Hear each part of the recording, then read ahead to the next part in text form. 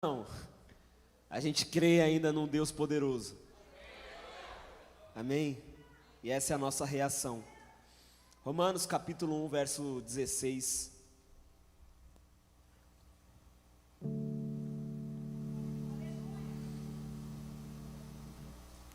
Eu vou no 14, vamos no 14? Romanos 1, 14 até o 17, está escrito assim: pois sou devedor tanto aos gregos quanto aos bárbaros, tanto aos sábios como aos insensatos.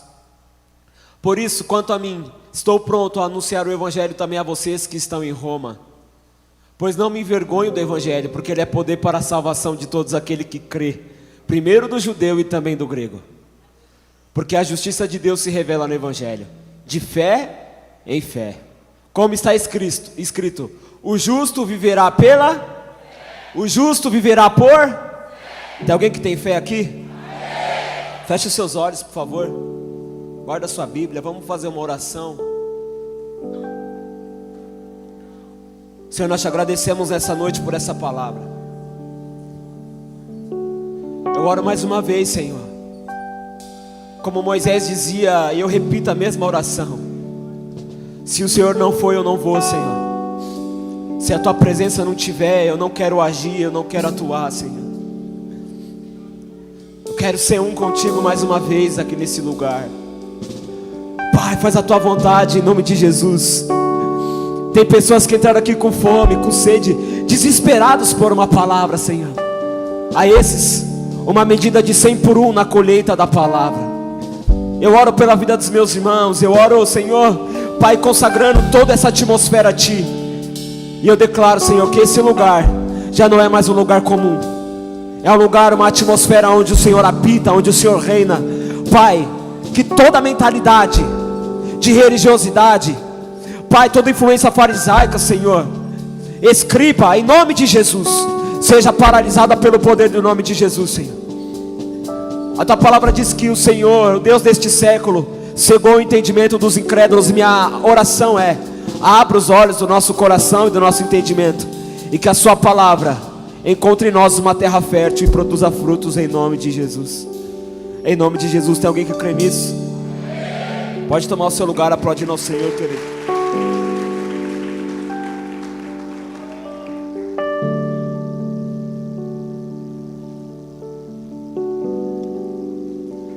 Glória a Deus. Nós acabamos de ler um texto de apóstolo Paulo, e o que me influenciou e o que confirmou essa palavra foi um profeta na minha vida, que se chama Pedro Malak, meu filho. Estava num discipulado domingo, uma conversa, orientando, e no meio da conversa ele estava sentado do meu lado e não estava participando de nada, ele estava jogando no celular. Ele falou: pai, de repente ele tirou a chupeta da boca e ele falou: pai, tem que colocar Jesus no barco, viu? Olhei para a cara dele, falei: por que você está falando isso, filho? Ele falou: porque grande vai ser a pescaria. Tem alguém que crê nisso aqui, irmão? Estou liberando uma palavra: grande vai ser a pescaria. Haverá uma grande multidão de pessoas que vão começar a se achegar. E sabe o que é necessário? É necessário Jesus estar no barco, irmão. Porque se ele estiver no barco, o nosso barco não vai a pique. Não vai virar, não tomba. Porque quando ele está, dá tudo certo. E aí eu olhei para ele e falei: filho, por que você está falando isso? Ele colocou a chupeta na boca e voltou a jogar. E aí eu comecei a conversa, e do nada ele parou e falou: pai, eu estou falando sério, tem que colocar Jesus no barco. Eu falei: é Deus falando. O que eu quero dizer com isso, querido? Que nós precisamos aprender algo. E o que nós precisamos aprender é andar em fé. Lucas, o que é fé? A Bíblia fala em Hebreus 11 que a fé é o firme fundamento das coisas que nós não vemos, mas nós acreditamos naquilo. Nós temos uma convicção. A fé anda por certeza, a fé não anda por vista. Eu não preciso ver para crer. Agostinho de Hipona diz: a fé é quando você assina um contrato embaixo e você fala: Deus, pode escrever o que você quiser. Por quê? Porque eu creio no Senhor. Eu sei quem eu creio. Eu sei no Deus que eu sirvo. E qual que é o Deus que nós servimos? O meu Deus é um Deus de milagre. O meu Deus é um Deus de promessa. Ele é a luz no deserto. Irmão, você pode estar andando no deserto, de repente Ele pode abrir um caminho no ermo. Ele pode fazer algo poderoso em meu e ao seu favor. Por quê? Porque é o Deus que nós cremos, é esse Deus. É um Deus que faz milagres ainda. Eu quero te estimular a entrar em outro nível de fé, irmão. Talvez você veio atrás de uma resposta hoje dizendo: o que vai acontecer? Como será que vai acontecer na minha vida? Então eu estou dizendo para você: só descansa. Só pode ficar tranquilo. Por quê? Porque o dono da obra é Ele ainda. Deus está falando com pessoas, irmão. Pode ficar tranquilo que o dono da obra é Ele. Agindo Ele, ninguém vai impedir, irmão. Quando Ele começa a boa obra, Ele é fiel para aperfeiçoar. Eu nunca vi Deus mentir. Eu nunca vi Deus voltar com a sua palavra. Ele é fiel para cumprir ainda. E é dessa forma que nós andamos. E eu preciso entender que um tipo de fé que eu preciso aprender é uma fé para avançar. Uma fé para confiar em Deus. O trabalho do diabo é totalmente o contrário. A Bíblia diz que o Espírito desce sobre Jesus depois do batismo. Jesus, ele é conduzido pelo Espírito ao deserto, tentado 40 dias, teve fome, e de repente ele está no pináculo. O diabo leva ele até o pináculo, e quando ele chega no pináculo, o diabo começa a fazer propostas para ele. E a primeira proposta é: se você é o Filho de Deus, transforma essa pedra em pão. Se você é o Filho de Deus, então se joga daqui de cima. Se você é o Filho de Deus, então me adora, porque eu vou te dar tudo. Só que quem anda por fé não se corrompe, irmão. Quem anda por fé anda por palavra, não precisa ver nada para crer. Ele crê por quê? Porque ele sabe o Deus que ele serve. O Deus que ele serve é um Deus invisível, é um Deus imutável. Ele não pode ver, mas ele está dizendo: eu tive um encontro com Deus, eu vi Deus. Deus é real, Deus é, o Espírito da promessa é real, Ele é verdadeiro. Tem uma canção que eu não consigo parar de ouvir, irmão. Uma canção que diz: eu não preciso transformar pedras em pães para provar que no deserto Ele está comigo. Por quê? Porque o justo vive por fé. Ele não precisa ver pão, ele não precisa ver pedra transformando em pão para falar que Ele é Deus. Ele não precisa disso. Tem dois que estão crendo. Quem anda por fé não precisa se jogar do pináculo, não precisa se jogar de cima de um prédio, não precisa se jogar de cima de uma ponte e falar: Deus, me segura, para provar que Ele é Deus. Por quê? Porque eu apenas creio, Ele não precisa provar nada. Eu preciso andar por fé, eu preciso andar crendo no que Ele é. E não é apenas o que Ele faz, é naquilo que Ele é. Eu posso te falar como que andar por fé, irmão? Isso aqui vai escandalizar alguns. Posso ou não posso? Abre a Bíblia em João capítulo 8, versículo 56. Olha o que é andar por fé. João capítulo 8, verso 56. Acompanha no telão. Abraão, o pai de vocês, se alegrou por ver o meu dia. Ele viu esse dia e ele ficou alegre. Então os judeus perguntaram: você não tem nem 50 anos e viu Abraão?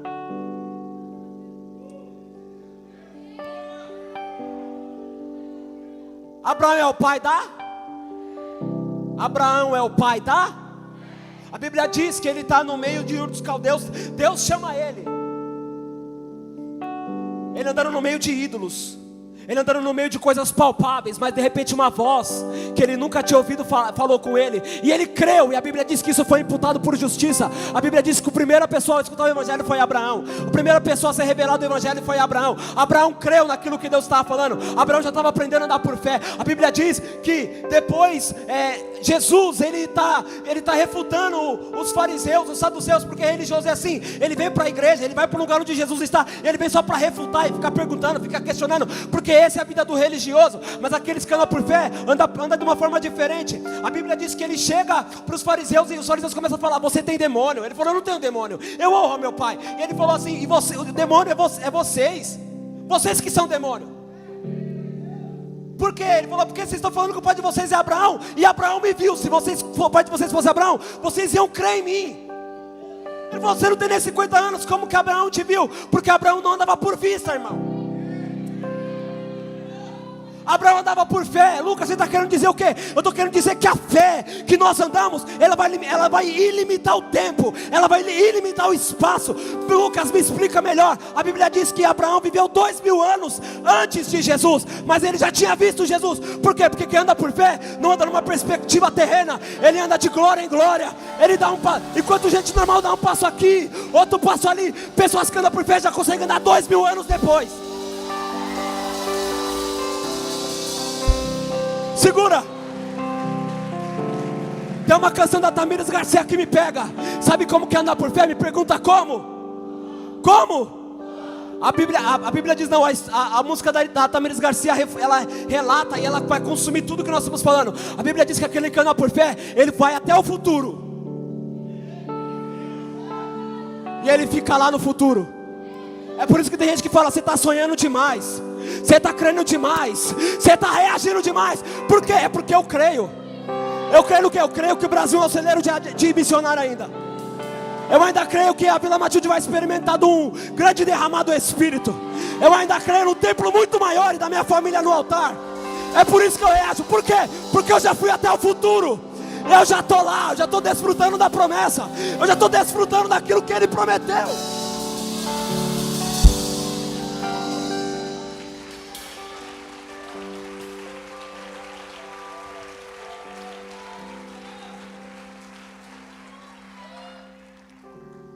Isso é andar por fé, irmão.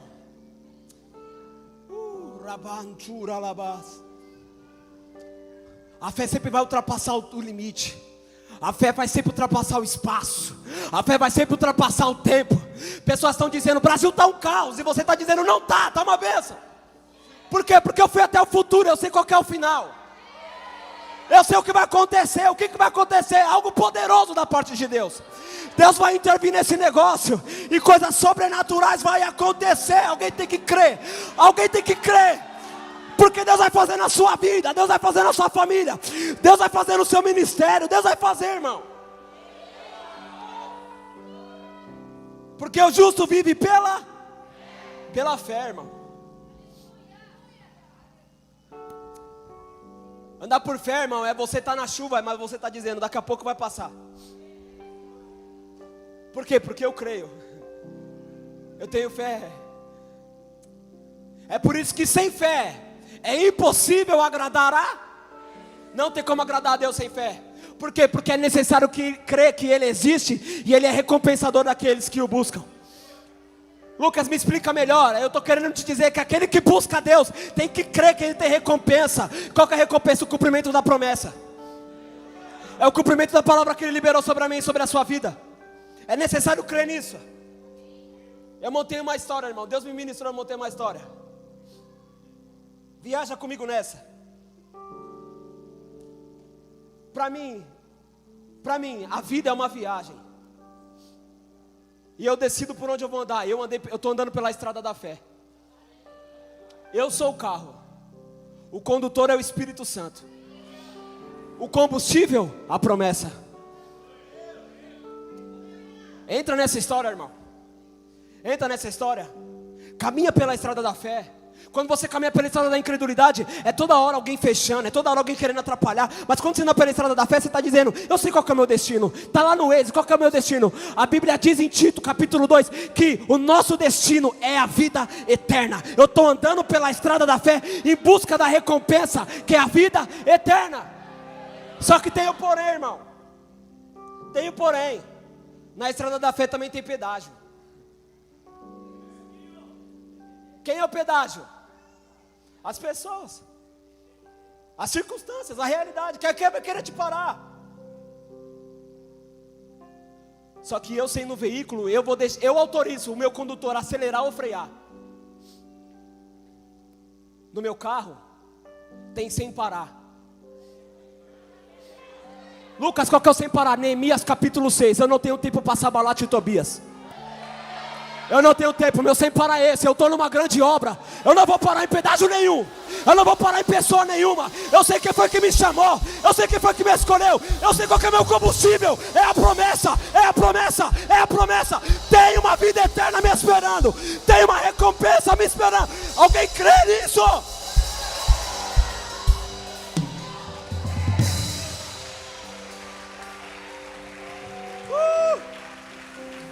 Choralabai acima, nai. Estou sentindo a presença de Deus, irmão. Posso te dar um conselho? Não para. Se você chegou até aqui dizendo, estão falando mal, estão dizendo, não para. Bota no seu coração Neemias capítulo 6. Gessé, Sabalate, Tobias estão dizendo, para essa construção. Pode parar, mas ele está dizendo, eu estou numa grande obra. Eu vi o que aconteceu com os muros de Jerusalém. Derrubaram, mas eu vou reconstruir tudo isso. Eu vou reconstruir tudo isso. O homem que não parece semelhante é um homem bem-aventurado, porque é semelhante ao homem de Salmos 1, irmão. A Bíblia diz que bem-aventurado é aquele que não anda segundo o conselho dos ímpios, nem anda nos caminhos dos pecadores, nem se assenta na roda dos escarnecedores. Pelo contrário, seu prazer está na lei do Senhor, e nela medita de dia e de noite. Lucas, você está querendo dizer o quê? Que esse homem, não sei se você já reparou nesse texto, isso é vida, irmão. Esse homem, ele é feliz só falando não. O ímpio está falando, senta. O outro está falando, anda com a gente. Ele está falando, não. Por quê? Porque ele é o homem único que ele pensa pela graça. A cabeça dele está na eternidade. A mente dele está na lei do Senhor. Lucas, por que você não para? As pessoas estão falando para você parar. Estão dizendo isso, estão dizendo aquilo. Por que você não para? Porque no meu coração tem uma palavra. Eu não ando segundo o conselho dos ímpios. Eles não falam meu coração, mas eu falo o coração deles. É por isso que eu não paro. Ele não anda segundo o conselho dos ímpios. Ele entende qual que é o caminho, qual que é a estrada. Por isso que ele não anda segundo esses homens.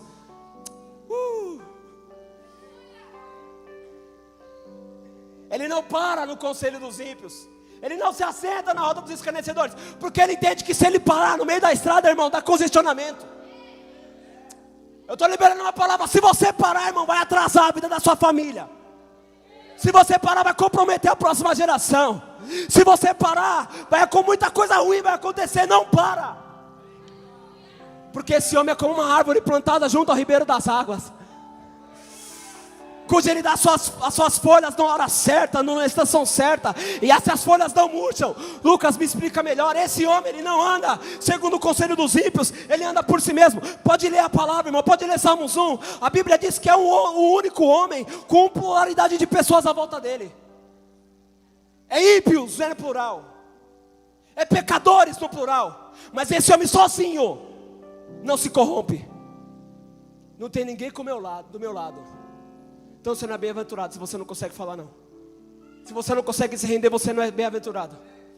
Porque se você for bem-aventurado, você vai dizer não, não e não. E por que você vai dizer isso? Porque eu sou como uma árvore plantada junto ao ribeiro das águas. Eu não posso parar, por quê? Porque tem frutos para me dar ainda. As minhas folhas não murcham, e tudo que eu faço prospera, acontece. Ele entende a dinâmica do Deus que ele serve, irmão. Lê Salmos 1 depois. O nosso Deus é o único Deus, não existe outro. Não existe nenhum outro Deus como o nosso Deus. Como que age na dinâmica do andar. Só o nosso Deus é um Deus que se move. Nosso Deus se move tanto, irmão, que até sobre as águas ele estava andando. Tem alguém que crê nisso aqui? Minha pergunta, se ele andou até sobre as águas, por que você está parando? Por que você está pensando em parar com a célula? Por que você está pensando em parar com o ministério? A Bíblia diz que aquele que tira a mão do arado, a Bíblia diz que Deus não tem prazer nele. Não dá para parar, irmão. Não tem como parar. Ele anda tanto na dinâmica do andar que ele disse: eu vou para vocês, mas eu vou voltar ao Pai. Quando eu voltar, eu vou enviar o Espírito Consolador. Quando eu enviar o Espírito Consolador, vocês vão para o mundo. Quando vocês voltarem do mundo, eu vou vir para buscar vocês e levar vocês para mim mesmo. Ele não para. E tem gente que acha que Deus chamou essa pessoa para ficar sentada na cadeira. Até o final dessa palavra Deus vai te pegar, eu tenho certeza disso.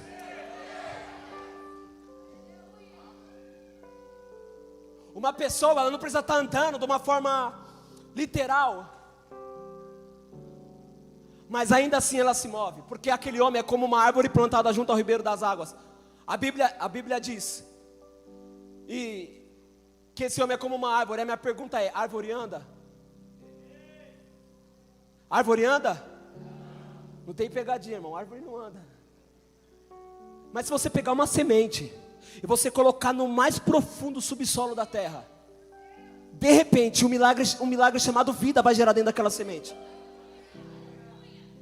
Eu não sei se você anda por São Paulo, você deve perceber isso, que você está andando, de repente você começa a andar, parece que tem raízes de árvore para fora da calçada. Aquela árvore está dando um sinal, está dizendo: olha, eu sou uma árvore plantada, e aonde eu vou, eu enraizo, e ainda que eu estou para te dizer que eu estou antes que você aqui nesse lugar. A árvore, quando ela está enraizada, e ela mostra que ela está naquele lugar e forma uma lombada, quando ela não faz isso, ela dá fruto. Alguém se alimenta da árvore. Quando não dá para dar fruto, ainda assim ela é um refúgio para passarinhos. Você está querendo dizer o que com isso, Lucas? Que você pode estar parado, mas ainda assim está frutificando. Resultado, você não vai estar parado nunca. O justo anda pela fé, por fé, irmão. Eu preciso crer em quem me chamou. O problema é que muitas pessoas que têm falta de fé, além de atrapalhar, além de ser incrédulo, deixa de viver e ainda duvida dos irmãos. Esses são os dídimos, os Tomé da vida. A Bíblia diz que Jesus apareceu para os discípulos, Tomé não estava junto. E os discípulos estão falando: nós vimos o Cristo. Mas a Bíblia também vai dizer que, de repente, Jesus aparece para eles 8 dias depois. E a primeira coisa que ele fala: Dídimo, vem aqui. Os seus irmãos falaram que eles me viram e você não acreditou muito. Porque assim é com o religioso. Ele não crê em nada, irmão. E se Deus falar com você, se Deus aparecer para você, até disso ele duvida. Aí ele chegou para Tomé e falou: Tomé, vem aqui. Coloca a mão aqui nos meus lados. Coloca na minha mão aqui, ó. Olha aqui, ó. Vê se não está furada, Tomé. Quem é você para ficar duvidando das experiências espirituais dos seus irmãos? Quem é você para ficar achando que Deus só fala quando você prega?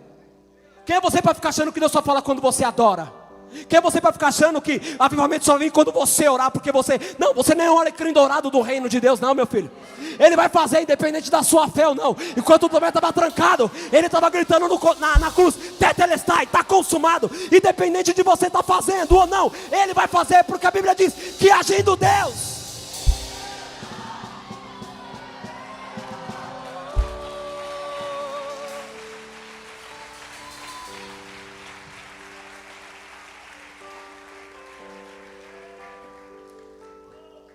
Há outro tipo de fé, e há outro instrumento para nós, que é um instrumento de defesa.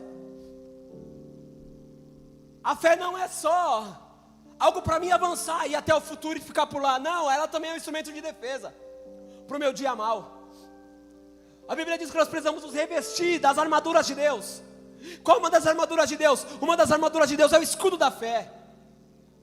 Mas eu não quero que nós nos atentamos apenas no escudo, mas no conceito moral, porque a Bíblia também diz em Lucas 22, que Jesus está para ser crucificado. Ele fala para os discípulos: a primeira vez que eu mandei vocês era sem alforge, era sem água, era sem bolsa, era sem nada. Mas agora vou dar uma conselho para vocês: vende tudo e compra uma espada logo.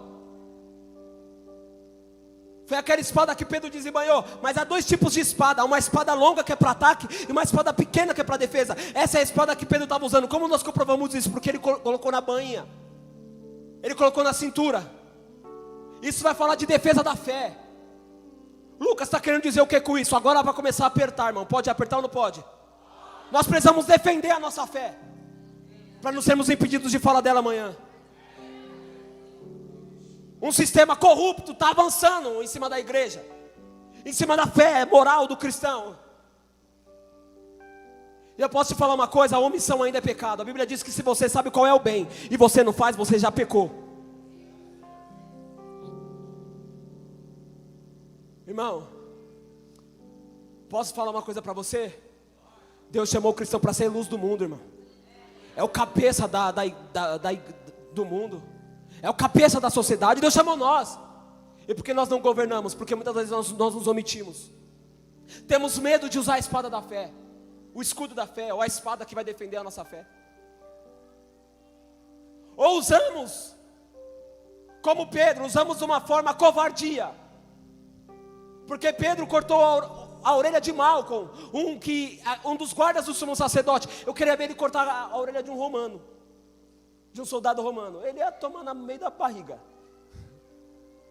Isso fala de covardia. Pessoas que usam um instrumento da fé para usar de covardia com o próximo.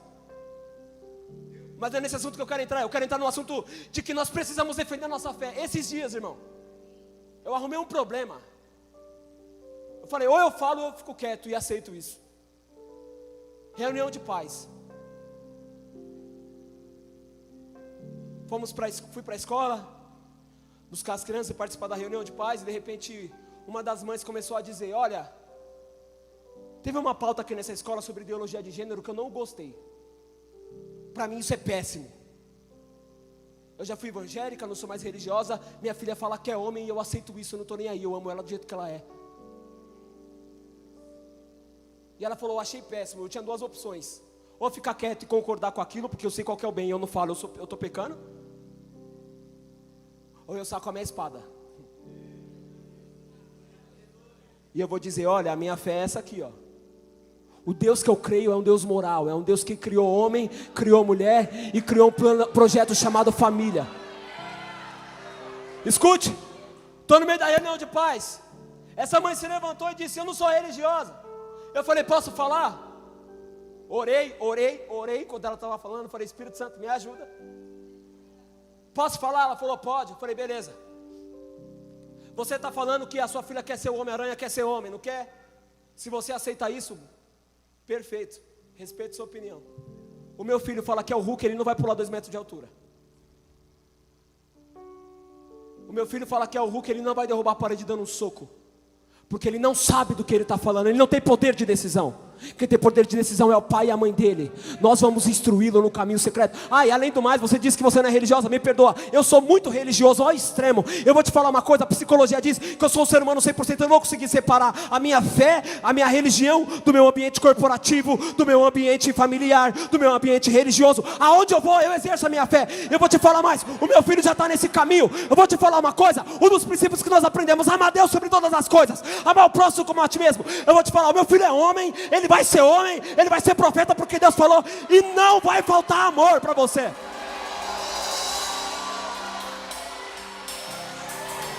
Tem gente que está assustado porque já se corrompeu. Tem gente que está com medo porque já se dobrou a Baal. Eu vou avançar, irmão, eu vou avançar, não estou nem aí. Eu estou em largos passos, a minha estrada é da fé ainda.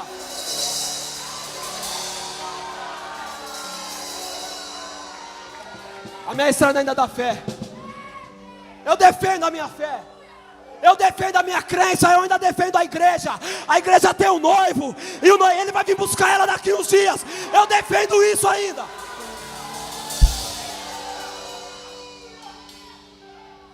Eu ainda defendo, eu ainda uso a espada para defender. Posso te falar uma coisa? Pega essa espada, sai dela aqui armado hoje e sai para defender a sua família, sai para defender as promessas que Deus te deu, sai para defender tudo aquilo que Deus falou que vai acontecer na sua vida.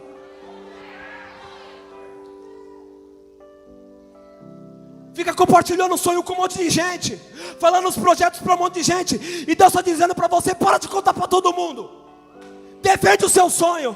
A pastora Nessa já ministrou isso aqui um dia. Deus está confirmando: defende, protege o seu sonho. Proteja a unção. Para de dar pérola aos porcos. Para de ficar discipulando gente que não quer discipulado. Para de ficar pregando para gente que não quer ouvir a palavra de Deus. Defende a unção. Eu fiz uma promessa com Deus. Falei: Deus, dá o que você quer dar para mim, só não tira a sua presença. Eu vou proteger, irmão, eu vou proteger a unção que Deus me deu. Eu vou proteger cada dom que Deus me entregou. Eu protejo aonde? Eu protejo no coração dele. Toda vez que as pessoas querem me dizer: Lucas, que pregação boa, eu vou dizer: Senhor, foi o Senhor que deu, foi o Senhor que fez. Eu ainda protejo isso, eu ainda defendo isso. Não protegemos a igreja, não protegemos a família, somos atacados e depois ficamos dizendo: minha família é incrédula, minha família não vem para o altar. Lógico, fica falando mal da família, fica amaldiçoando o filho, fica amaldiçoando o parente, em vez de proteger. Você tem que andar pela estrada da fé, querido. anda avançando. Não, o seu filho não é um drogado, o seu filho é um profeta de Deus. A sua esposa não é uma pessoa impura. O seu esposo não é um impuro, não é um bêbado. Não, ele não é isso. Ele é um pastor, ele é um sacerdote do Altíssimo. Só não chegou o tempo ainda. Anda pela entrada da fé, vai andando em largos passos, porque daqui uns dias você vai contar um testemunho nesse altar e vai dizer: Deus restaurou minha família, Deus cumpriu cada promessa.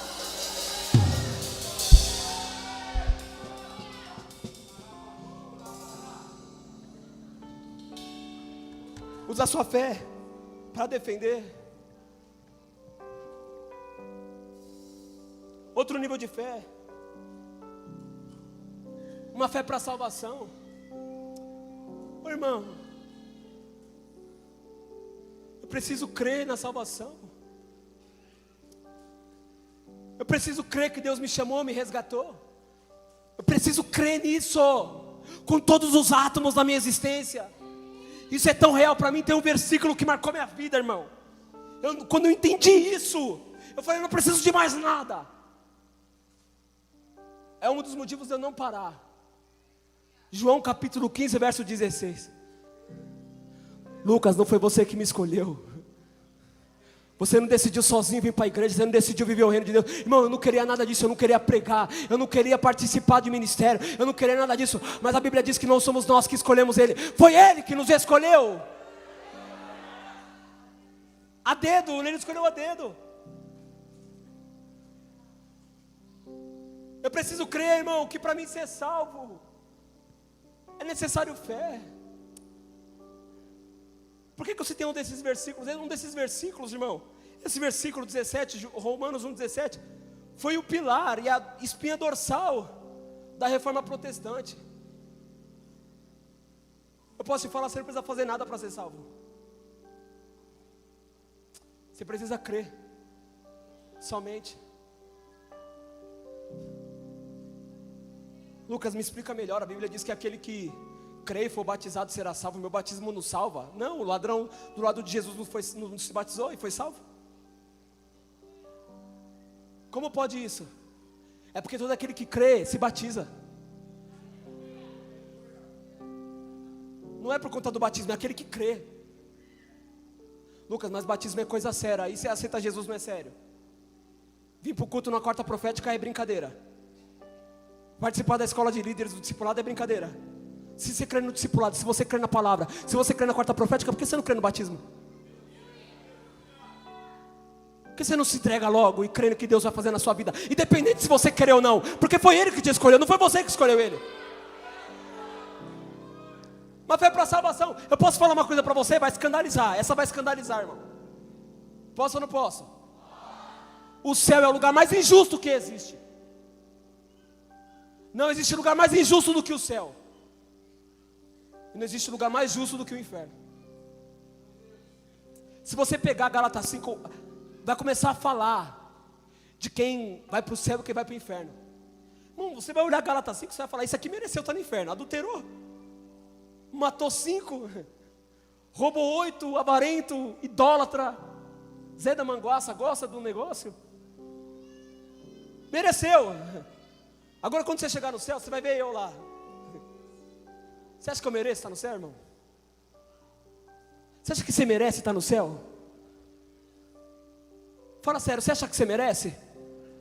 É o lugar mais injusto, mas isso se manifesta a graça de Deus. Não é sobre você, é sobre Ele. Não tem nada a ver com o que você faz. Você pode andar de joelho daqui até a Aparecida, subir um monte de escada, atravessar um campo de joelho. Isso não vai te salvar. O que vai te salvar é você crer nele, que Ele é o Senhor e Salvador da sua vida.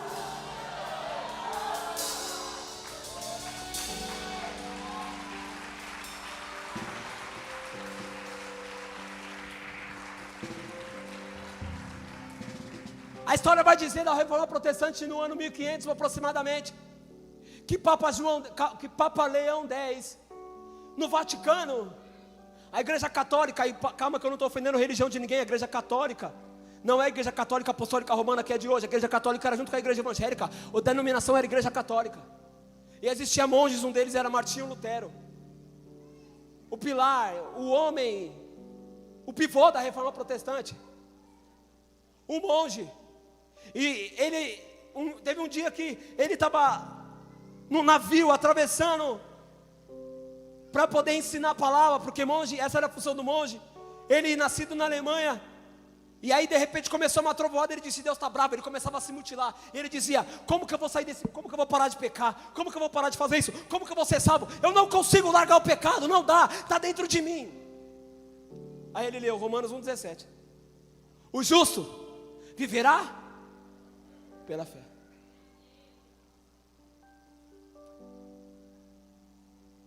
Eu vou resumir como que funcionava aquela época. Em Gutenberg tinha um templo enorme onde colocavam as teses na porta da igreja. Papa Leão X precisando levantar a Basílica de Pedro, e não tem problema nenhum a gente fazer uma reforma no templo. Pelo contrário, nós vamos precisar fazer uma reforma em breve, irmão. Por isso que Deus está liberando essa palavra. Precisando fazer uma reforma. O problema não foi trazer recurso financeiro para dentro da igreja, foi como começou a ser trago.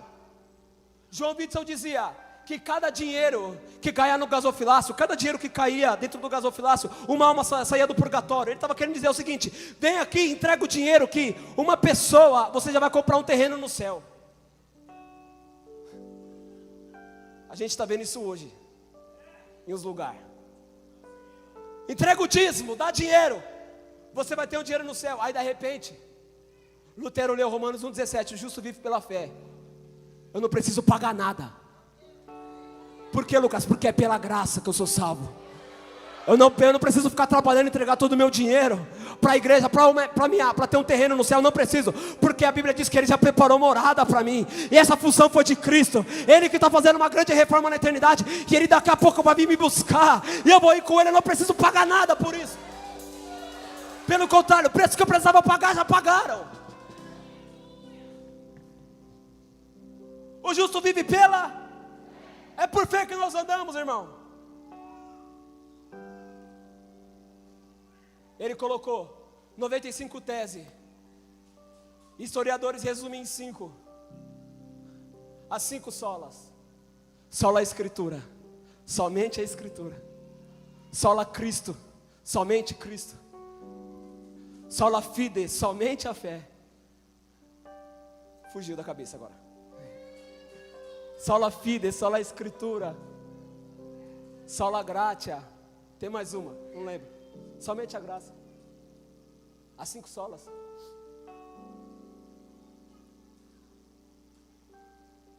Nós aprendemos sobre salvação com o filho pródigo. Filho pródigo não, perdão. Com o jovem rico.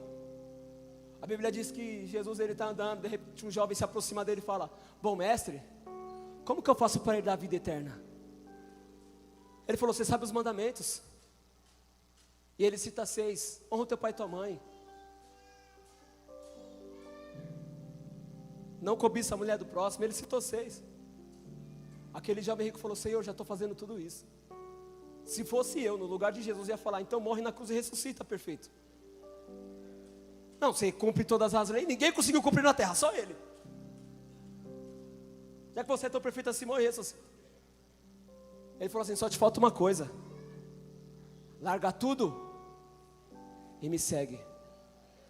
Posso falar uma coisa, irmão? Só vai largar tudo, viver o discipulado, viver o reino de Deus, quem crê em quem chamou Ele. Sabe por que tem muita gente que duvida do chamado, duvida daquilo que Deus vai fazer na vida dele? Porque não foi Deus que chamou, foi as emoções. Ou porque esqueceu quem foi que chamou. Porque quem sabe quem chamou pode receber um sermão duro. Jesus vai falar assim: vai você também com eles. Mas aquele que sabe quem chamou, sabe quem resgatou, sabe quem chamou para a mesa do discipulado, vai dizer: Senhor, a quem iremos nós? Só o Senhor tem palavras de vida eterna. Foi o Senhor que me chamou, foi o Senhor que me resgatou, é o Senhor que me discipula. Não tem por que eu parar.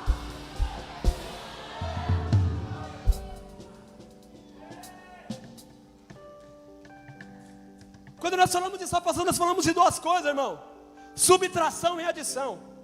O filho pródigo vai resumir muito isso. Tem 3 pessoas que Jesus vai dizer que não é salva. E ele resume em Lucas 15. 3 tipos de pessoa que não é salva: o filho pródigo, A dracma perdida, aquela que está perdida nem sabe que está perdida. O filho pródigo, a dracma perdida e a ovelha perdida. Tem gente que se perdeu, o pastor vai atrás. Tem uns que está perdido nem sabe que está perdido. Está no lamaçal. Aí você prega a palavra para ele e fala: oxe, para mim isso é normal. Normal. Esse era eu. Aí acenderam a luz e resgataram aquilo que se havia perdido. E tem outro que é o filho pródigo.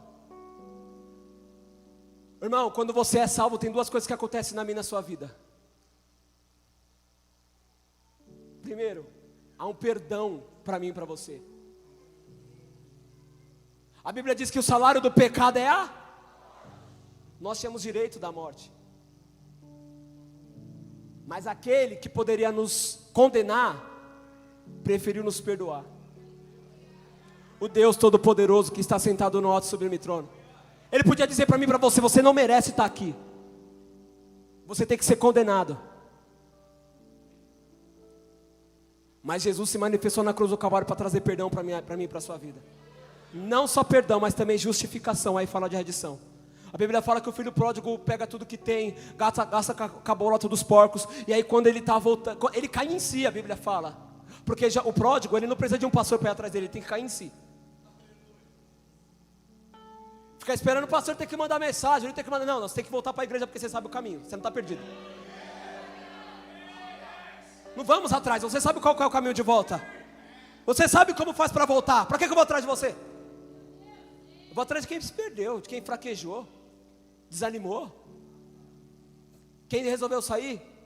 Eu estou que nem Pilatos. Estou lavando minhas mãos.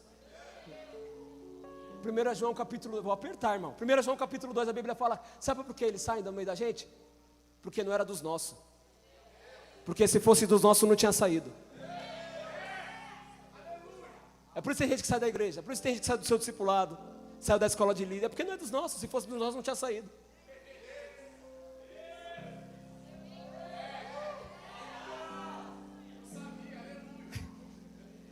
A Bíblia vai dizer que o filho pródigo cai em si. Ele faz o caminho de volta. Só que quando ele chega, o pai dá um abraço nele, todo sujo, dá um abraço nele. E ele começa a dizer: ei, vamos fazer festa. Por quê? Porque aquele que estava perdido voltou. Uma pergunta: o abraço foi antes ou foi depois do banho? Porque primeiro ele perdoa, depois ele começa a trocar nossas vestes, começa a dar uma linguagem nova, uma veste nova para mim e para você. Eu não sei porque você não se rendeu a esse amor ainda. Tem perdão para você, tem justificação, tem novas vestes, tem algo novo para você. Tem um cordeiro preparado já, tem uma festa diante de Deus para você. O problema do filho pródigo é que o filho pródigo nunca volta por casa do pai. Essa é uma grande realidade. O filho pródigo vai dizer: eu vou voltar para a casa do meu pai, porque lá tinha pão para comer. Ele não volta por casa do pai, ele volta por casa do pão. O convite para você é: volta por casa do pai hoje. Ele pode fazer algo poderoso na sua vida, mas se ele não fizer, ele é o suficiente para você. Já tem uma morada eterna te esperando, já tem algo poderoso para ele fazer na sua vida.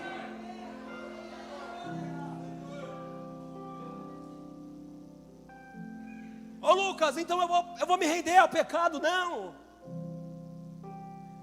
Não é nada que você faz, mas você não pode se render ao pecado. A Bíblia diz que aquele que peca é do diabo, porque ele peca desde o início.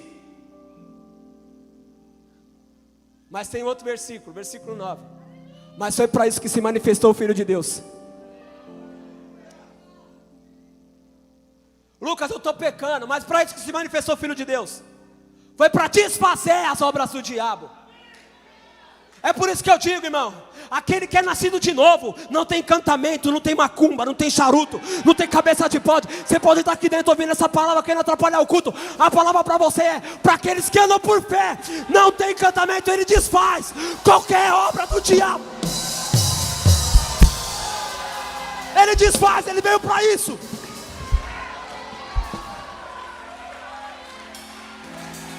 Colossenses capítulo 2, versículo 9. Essa aqui eu vou acabar com a Vila Matilde. Colossenses capítulo 2, versículo 9. Nele habita toda a divindade, e ele triunfou. É o cabeça de todo principado e de todo potestade. Não tem demônio que fica de pé diante do Altíssimo.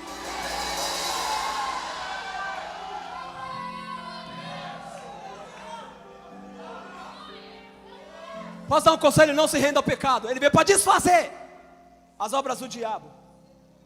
Ele veio para isso, para desfazer toda a obra que uma maldição hereditária queira chegar na sua vida. Ele se manifestou para isso, irmão. Nós precisamos de outro tipo de fé. Uma fé para salvação. Eu creio que eu sou salvo. Foi Ele que me chamou, foi Ele que me resgatou, foi Ele que pagou o preço. Só que eu preciso de uma fé para negar a mim mesmo. Vai apertar, pode apertar ou não pode? Aí é outro tipo de fé, isso aqui é para os crentes. Tem muito crente que se converte, nem se converte. O Espírito Santo que nos convence, não é nem a gente que se converte. Ele nos chama, Ele nos dá uma nova roupa, Ele nos dá novas vestes, Ele nos perdoa, Ele nos convence do pecado e do juízo. E qual o problema? O problema é que muitas das vezes nós começamos a andar num orgulho religioso. Já viu? Nós começamos a andar que nem religioso. Religioso sabe da palavra, irmão. Conhece a Bíblia. O religioso ora também. Ele também jejua.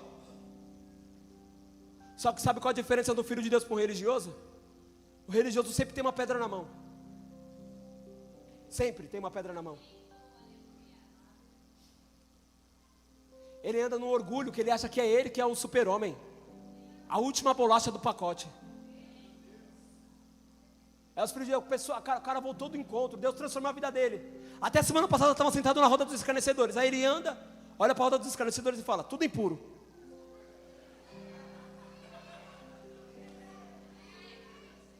Ele foi para o encontro, a esposa não. Ele fala: com você eu não converso mais, sua pecadora. Não, tem um cara que fez isso. Ele voltou do encontro, ele estava namorando, ele olhou para a namorada dele e falou assim: você é mãe pura. Você está rindo, mas é você essa pessoa. Porque começa a andar no orgulho religioso, acha que é ele que é o dono do negócio. Não, eu tenho que ter uma fé para negar a mim mesmo. O que é uma fé para negar a mim mesmo? Fé é a firme convicção das coisas que eu não vejo, mas eu creio. Quem aqui já viu Deus, irmão? Ninguém vê Deus, mas eu creio nele. Vou te explicar melhor. Posso falar uma coisa para você? Não é sobre o seu jejum, não é sobre a sua oração. Nunca foi. Não é sobre o seu batismo, não é sobre suas obras, é tudo por Ele. Tem gente que expulsa demônio. Ah, expulsei um demônio, estou cheio de autoridade. Preguei, estou cheio de autoridade. Orei, Deus fez, estou cheio de autoridade. Não. Lucas, a Bíblia fala que tem demônio que só sai por jejum e por oração, mas não é sobre você. Vou te explicar o contexto. Os discípulos se matando para acabar com um demônio, para tentar fazer o exorcismo de uma pessoa, e não consegue. Aí Jesus chega, olha para a pessoa lunática e fala: em nome de Jesus não, fala sai. O demônio sai. Aí os discípulos falam: Jesus, por que nós não conseguimos expulsar esse demônio? Ele falou: por conta da incredulidade de vocês.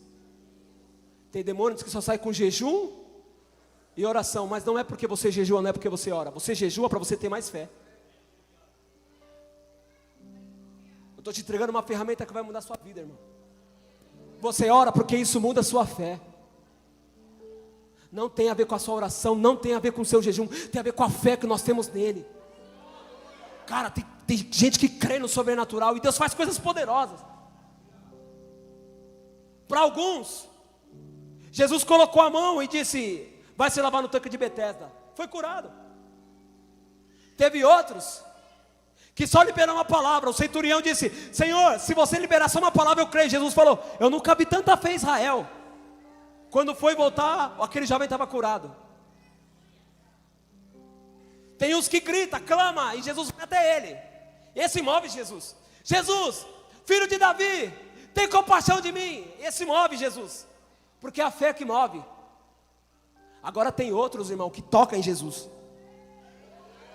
Pode estar sangrando 12 anos, pode estar sofrendo uma hemorragia fora do conjunto social, mas de repente Jesus vai falar: alguém me tocou. Mestre, mas tem tanta gente aqui. Não, alguém me tocou diferente. Foi uma fé que não é uma fé comum, não é uma fé normal, é uma fé sobrenatural. É por isso que ela foi curada, é por isso que eu faço coisas na vida dela.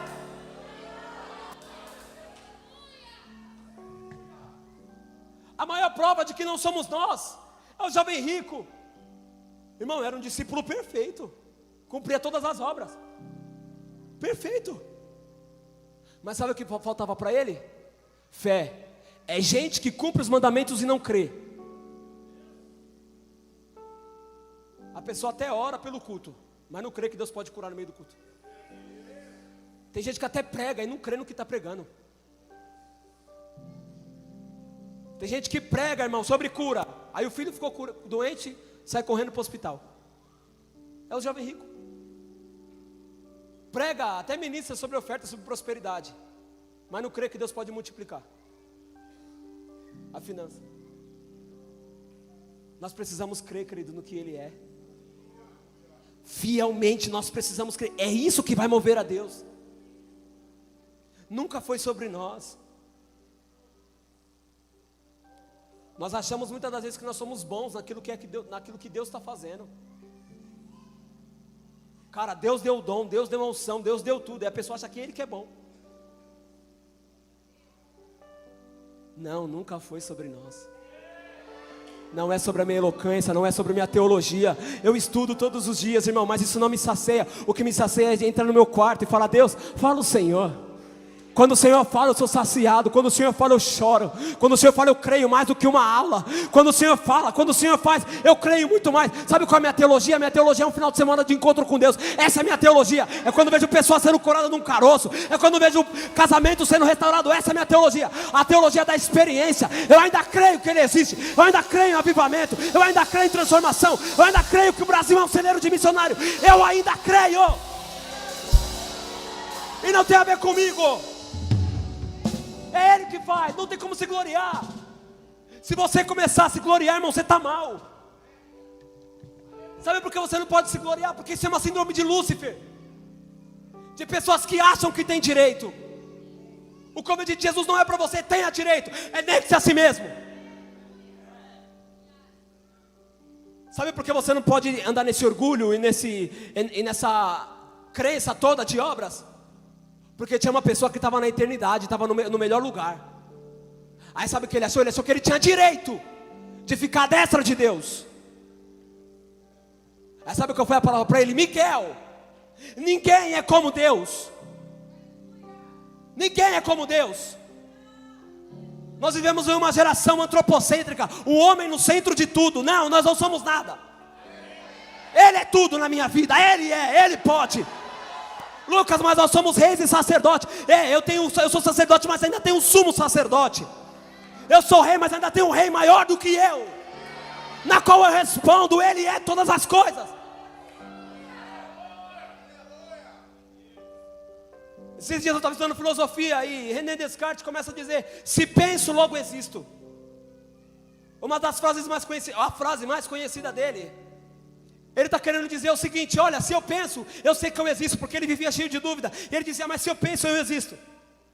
Ele estava querendo dizer: o meu intelecto é muito bom. Aí Agostinho de Hipona começa a refutar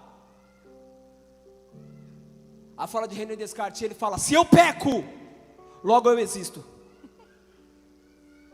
Por que, Lucas? Me explica melhor. Vou te explicar. Se você não conseguir entender isso, você não vai entender mais nada, irmão. A Bíblia diz que no Éden, Deus falou para Adão: Adão, pode comer de tudo, menos daquela fruta ali, ó. Naquela fruta você não come. Ele falou: beleza. Só que é um negócio, irmão, quando fala que não pode fazer, eu não sei você, mas eu tenho uma vontade. Eu tenho umas vontades doidas, você não tem noção, irmão. Eu passo de vez em quando eu passo aqui atravessando o Rio da Gamelinha, na ponte, eu falo: se eu me jogar daqui, o que acontece? Uma doideira que passa na cabeça, eu acho que é o diabo. Só pode ser.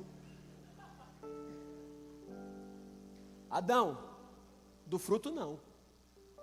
Adão falou, beleza. Sabe qual foi a fala de Satanás para ele? A fala de Satanás foi: Adão, não é que você não pode comer, é que se você comer, você vai começar a enxergar, e você vai perceber que você é Deus também. É a síndrome que nós andamos hoje, homens achando que são Deus,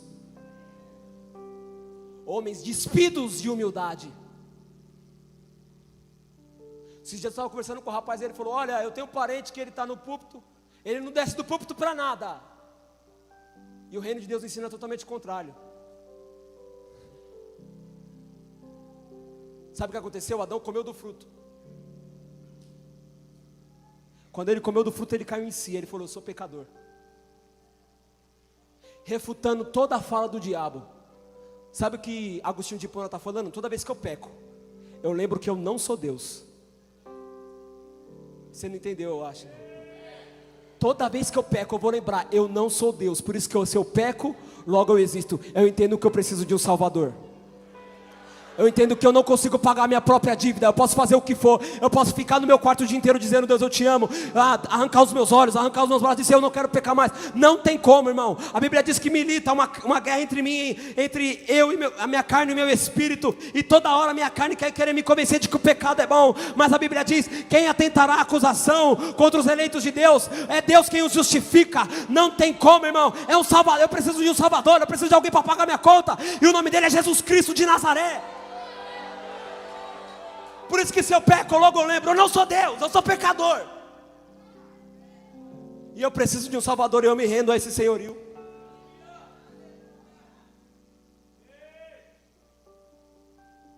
O que nós aprendemos na religiosidade é diferente. O reino de Deus vai ensinar que aquele que quer ser maior tem que ser o menor. Jesus, ele começa a pregar, e ele começa a dizer: nascido de mulher, não tem ninguém maior do que João Batista, mas aquele que for o menor vai ser maior do que ele. Sabe qual que é a fala de João Batista? Abre a Bíblia, por favor, João capítulo 3, versículo 30. João capítulo 3, verso 30. Leia aí, por favor. Convém que ele e que eu.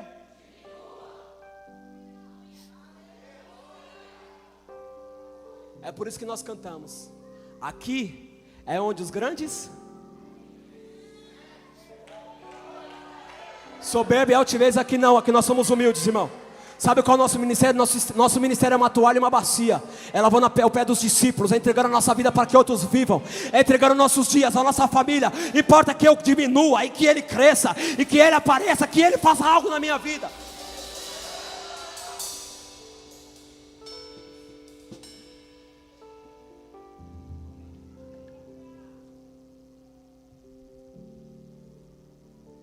Você não se converte, é o Espírito que te convence.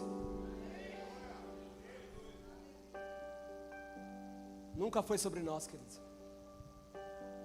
Nunca foi sobre nós. Você pode fazer o que for, nada vai pagar o preço salvífico dele por mim e por você. Lucas, eu sou salvo, Deus me resgatou, o que eu vou fazer? Salmo 116. O que darei ao Senhor por todos os seus benefícios? O que eu vou entregar? Ele mesmo responde, o salmista responde, ele diz: exaltarei ao Senhor, beberei do cálice da salvação, habitarei no santuário do Senhor por longos dias, invocarei o nome dele, eu pagarei os meus votos diante dele. Lucas, o que eu vou fazer então por benefício da salvação? Por ele ter me resgatado, por ele ter me tirado daquele lá chago de lodo, aquele lugar fedido que eu estava, me deu uma nova veste, me deu uma santificação, me convenceu do pecado e do juízo. Agora você vai fazer o quê? Agora eu vou habitar no santuário dele, agora eu vou pagar os meus votos, agora eu vou fazer tudo aquilo que ele me ordenou, eu vou tomar do cálice da salvação. Lucas, mas a Bíblia diz que tais pessoas vão herdar o reino dos céus, e essas pessoas vai citar só obras. Abre a Bíblia em Tiago, e eu encerro.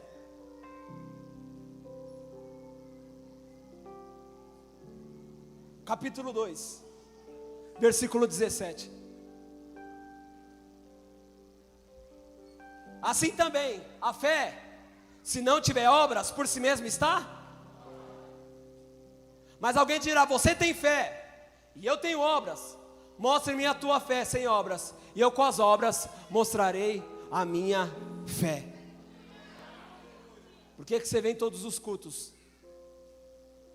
Porque quem tem fé, tem obras.